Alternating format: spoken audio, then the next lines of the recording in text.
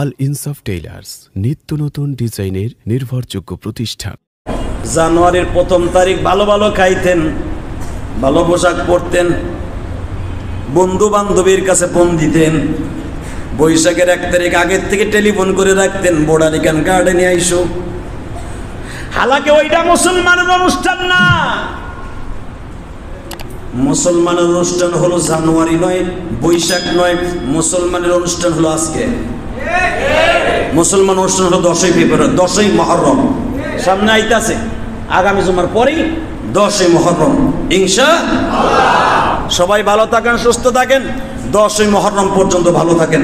বিশ্বনবী বলেছে 10ই মুহররম যারা আত্মীয় স্বজন দাওয়াত দিয়া এবং নিজে ভালো ভালো কোরমা পোলাও খাবে, আল্লাহ রাব্বুল আলামিন তাকে সারা বছর ভালো খাওয়াবে। যার ঘরে গোশত নাই, মুরগি কিনে তুইয়া দিবা, এটা আমার অর্ডার। যদি মুসলমানের বাচ্চা হয়ে থাকো, জানুয়ারি ফেব্রুয়ারিতে খাইবা, বৈশাখে খাবা বান্দাবাদ।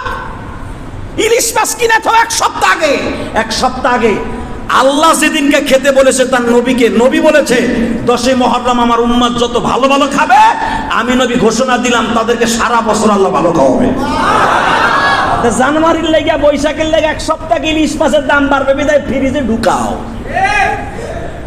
আর আমি বললাম কালকেই মুরগি কিনবা, গোশ কিনবা, 10ই মুহররম ছেলে মেয়েদের কিনে আরামে খাইবা ইনশাআল্লাহ।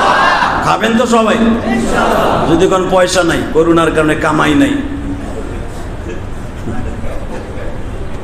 টাহি মাছ তো কিনতে পারবেন। মুহররমের 10 তারিখে নিয়ত করে খামু পোলাপান নিয়ে ভালো ভালো আমার টাকি মাছ কিনলাম, মুহররমের 10 তারিখে নিয়ত করে সওয়াব পাবেন ইনশাআল্লাহ। মন থাকবে তো?